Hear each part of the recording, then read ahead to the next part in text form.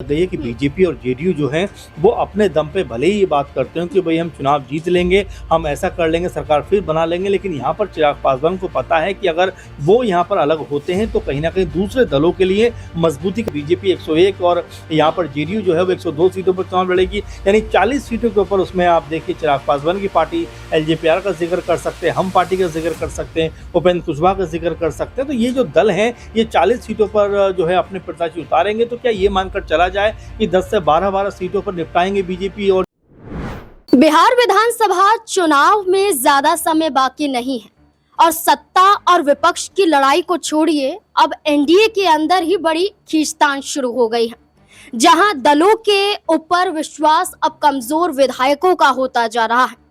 उनकी उम्मीद अब ना उम्मीद में बदल गई है। उन्हें अंदाजा लग रहा है कि एनडीए में ना तो दल बच पा रहे हैं और ना ही दलों के अंदर वो विधायकों के टिकट जो एक वक्त पर भरोसे के साथ आगे बढ़े थे। हाल फिलहाल में बीजेपी और जेडीयू के कई बड़े चेहरों ने पार्टी को छोड़ दिया है। कारण लापरवाही, कारण टिकट ना मिलने को बताया जा रहा है और दरकिनार करने का एक बड़ा उदाहरण सेट किया जा रहा है। लेकिन क्या यही बड़ी वजह है या फिर अंदाजा हो रहा है विधायकों को भी कि एनडीए गठबंधन जो गठबंधन कहा जाता है वो अब गठबंधन में नहीं बल्कि टूटने की कगार पर पहुंच रहा है, क्योंकि एक तरफ उपेंद्र कुशवाहा है, दूसरी तरफ जीतन राम मांझी हैं और तीसरी तरफ चिराग पासवान है, जो अपनी सीटों की मांगों के साथ बीजेपी पर दबाव बनाने की कोशिश कर रहे हैं। और अगर मन मुताबिक सीटें नहीं मिलती हैं तो गठबंधन से अलग हटकर अकेले अपने दम पर चुनाव लड़ने के लिए भी अपने आप को तैयार मान रहे हैं। सबसे पहले जिक्र कर लेते हैं कि आखिरकार कौन से वो चेहरे हैं जिन्होंने पार्टी को छोड़ दिया है। तो अगर भारतीय जनता पार्टी की बात करें तो अररिया से जनार्दन यादव बड़ा चेहरा है, 4 बार के विधायक हैं और अब वो प्रशांत किशोर की जन सुराज में शामिल हो गए हैं।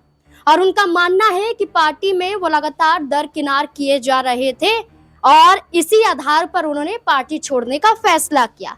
साथ ही साथ परबत्ता से जेडीयू पार्टी के विधायक संजीव कुमार ने भी जेडीयू का साथ छोड़ दिया है और आरजेडी की तरफ अपने कदम बढ़ा दिए हैं।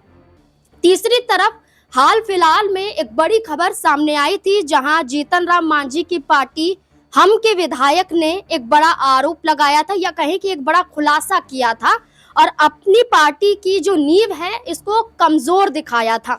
जीतन राम मांझी की पार्टी के सिकंदरा से जो विधायक हैं प्रफुल्ल कुमार मांझी, उनका ये कहना था कि आरजेडी की तरफ से 10 करोड़ का ऑफर आया था कि पार्टी के और भी कई नेताओं को आप साथ लाइए, आरजेडी में शामिल हो जाइए और 10 करोड़ रुपए पाइए। और इस ऑफर को लेकर अब यहाँ पर खुलासा किया जा रहा है। और इस बीच में देखा जाए तो चिराग पासवान भी अपनी सीटों के साथ भारतीय जनता पार्टी पर दबाव बना रहे हैं।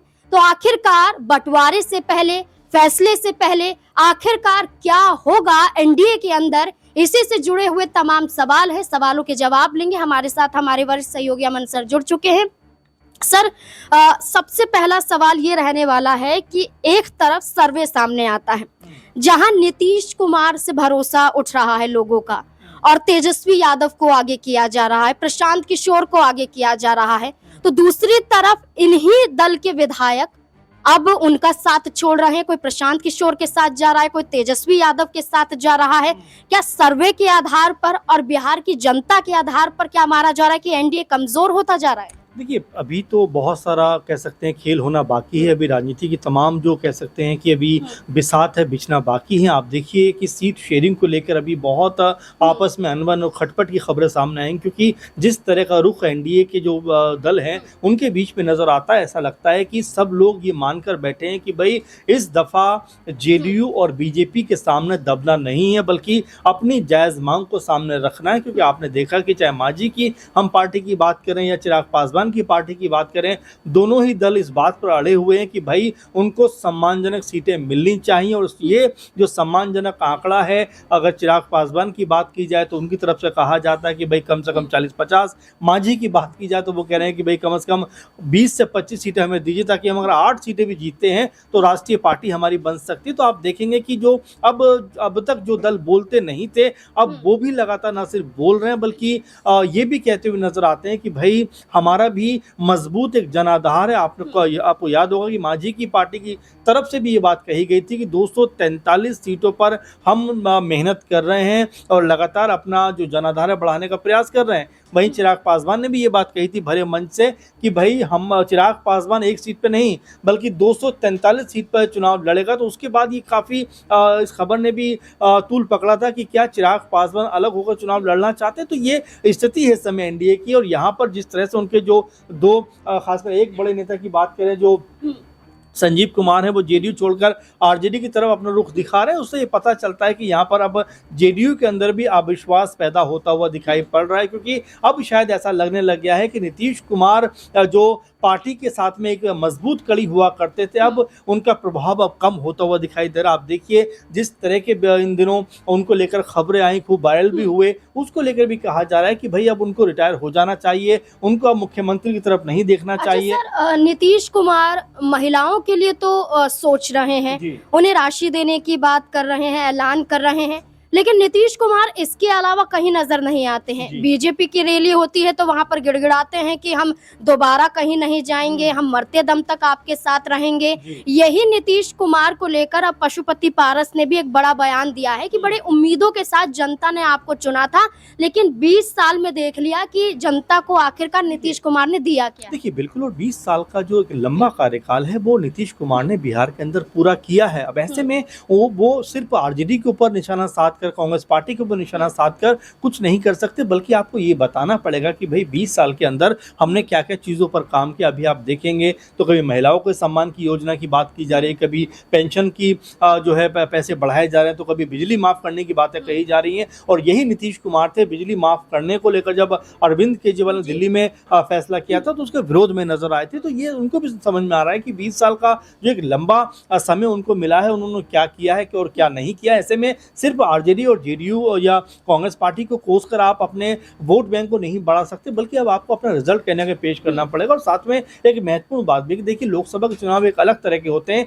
और जो राज्यसभा के यानी कि जो प्रदेश स्तरीय चुनाव होते हैं, विधानसभा के चुनाव होते हैं, वो अलग तरह के होते हैं। तो ऐसे में दोनों के मुद्दों में भी जमीन आसमान का फर्क आ जाता है। तो यहाँ पर क्या नीतीश कुमार वो चेहरा है, क्योंकि अभी भी आप देखेंगे कई बार इस बात को लेकर चर्चा हुई है कि अगर नीतीश कुमार इतने काबिल और इतने मजबूत नेता हैं तो बीजेपी पुरजोर तरीके से उनके नाम को लेकर आगे क्यों नहीं बढ़ रही। यानी कि अभी भी आपस में संशय की स्थिति बरकरार है। और बीजेपी जिस तरह से महाराष्ट्र में कह सकते हैं पूरा का पूरा जो गेम रचा उन्होंने राजनीति का, क्या वही गेम जो है बिहार में भी देखने को मिलने वाला है। तो ये तमाम आंकड़े जो निकल कर सामने आएंगे, लेकिन फिलहाल जिस तरह से संजीव कुमार ने जो जेडीयू का साथ छोड़ा है, बड़ा झटका माना जा रहा है। क्योंकि यहाँ पर अगर इस तरह से लोग जाने लग गए तो जेडीयू की हालत चुनाव आने से पहले और ज्यादा खराब होती हुई दिखाई पड़ेगी। बिल्कुल, नीतीश कुमार को लेकर अब तक ना ही कोई औपचारिक ऐलान किया गया है और ना बीजेपी के साथ पूरी तैयारियों के तहत ये बोला गया है कि चलिए नीतीश कुमार के नेतृत्व में चुनाव लड़ा जाएगा और औपचारिक ऐलान कुछ दिनों में हो जाएगा, लेकिन ऐसा कुछ भी नहीं है। यानी कि नीतीश कुमार अभी बीजेपी गठबंधन में फंसे हुए हैं और अगर उनके चेहरे पर चुनाव भी लड़ा गया तो जैसा सर ने कहा कि क्या महाराष्ट्र जैसा खेल हो सकता है, एकनाथ शिंदे का सहारा लिया गया लेकिन मुख्यमंत्री देवेंद्र फडणवीस को बनाया गया। लेकिन सर इसी बीच में एक सवाल ये और बन जाता है कि चलिए सीटों का दबाव दल बना रहे हैं, वो उचित है कि आप अपने अनुसार अपनी सीटों को लेकर चर्चा करेंगे, लेकिन चिराग पासवान का ये कह देना कि हमने 22 से 25 सीटों पर उम्मीदवार तय कर लिए हैं, बस आपको वो सीटें हमें देनी है और साथ ही साथ एक राज्यसभा सीट की मांग करना, तो ये अतिशयोक्ति नजर चिराग पासवान की नजर नहीं। आप ये समझिए कि चिराग पासवान को भी बात पता लग गई है कि बीजेपी और जेडीयू जो है वो अपने दम पे भले ही ये बात करते हैं कि भाई हम चुनाव जीत लेंगे, हम ऐसा कर लेंगे, सरकार फिर बना लेंगे, लेकिन यहाँ पर चिराग पासवान को पता है कि अगर वो यहाँ पर अलग होते हैं तो कहीं ना कहीं दूसरे दलों के लिए मजबूती का सबब बन सकते हैं। और बीजेपी भी ये बात जानती है, क्योंकि आप देखेंगे कुछ दिनों पहले इस तरह की खबर निकल के आई कि भाई बीजेपी 101 और यहाँ पर जेडीयू जो है वो 102 सीटों पर चुनाव लड़ेगी, यानी 40 सीटों के ऊपर उसमें आप आप देखिए चिराग पासवान की पार्टी एलजेपीआर का जिक्र कर सकते हैं, हम पार्टी का जिक्र कर सकते हैं, उपेंद्र कुशवाहा का जिक्र कर सकते हैं। तो ये जो दल हैं ये 40 सीटों पर जो है अपने प्रत्याशी उतारेंगे। तो क्या ये मानकर चला जाए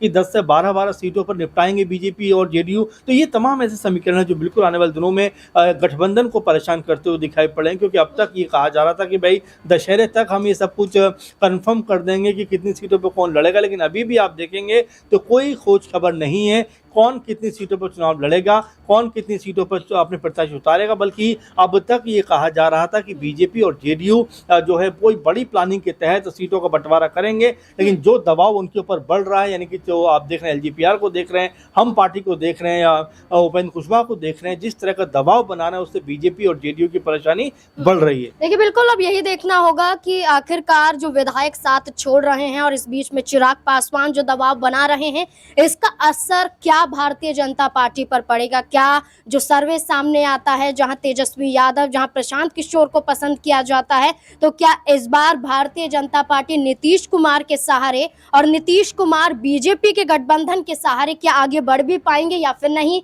आपको क्या लगता है? अपनी राय कमेंट सेक्शन में जरूर दें। धन्यवाद।